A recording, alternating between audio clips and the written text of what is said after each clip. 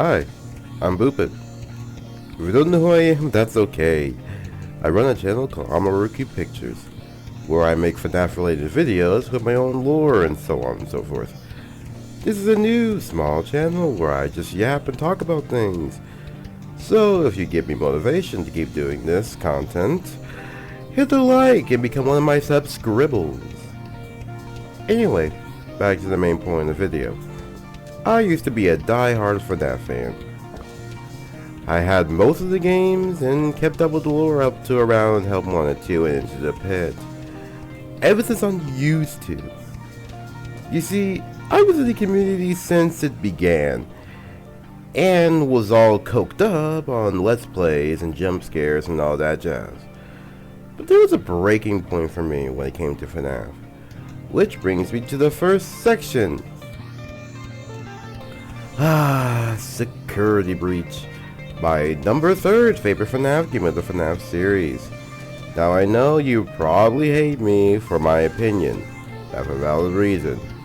So back when Security Breach was being teased and not being released, the fandom itself cancelled Scott because of politics.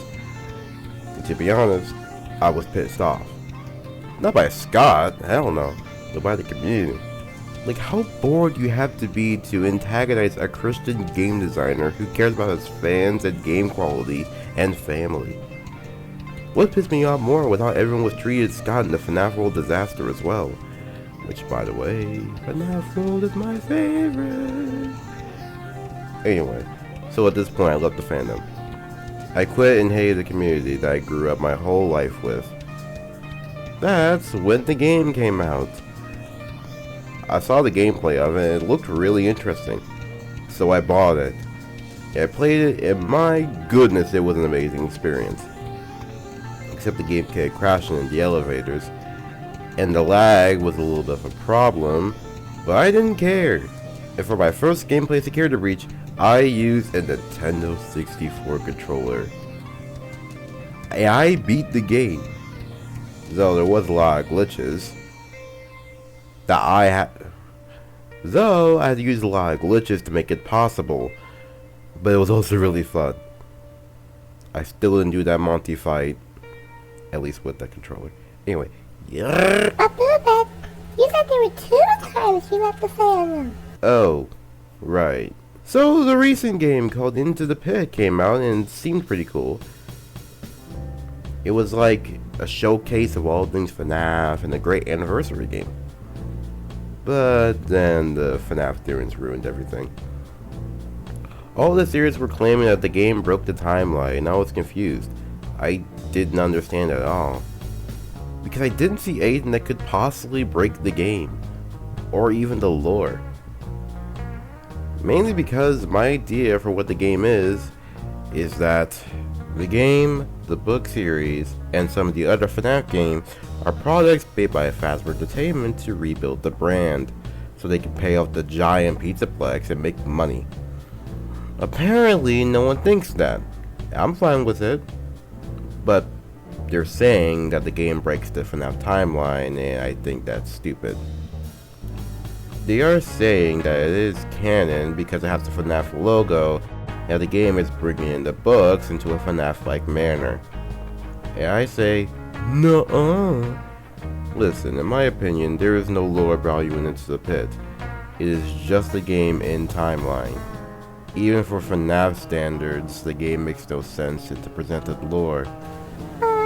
The books you use to show kids what happened, and the ball pit is just a regular possession. Shut. The whole thing I'm trying to say is that we don't have an example of that actually happening in the FNAF games. Plus, if they were reliable, then why does Susie's hair keep changing? Why does the ball pit have Remnant inside of it, when Remnant is basically the memories of dead people in a physical form inside of an inanimate object? Why would any dead kid's soul be in a ball pit? Every time someone's soul is possessed in the series, it's because A. Remnant was transferred into the object. B. The dead person is nearby or inside the object. C. The item is a direct cause for the death of that individual. And no, The ball pit is on the complete opposite side where the children are, where they died. Anyway, I left because of the stupidity. I'm not saying Xeris are stupid. What is stupid is to think that an Easter egg anniversary game like this could be somehow canon.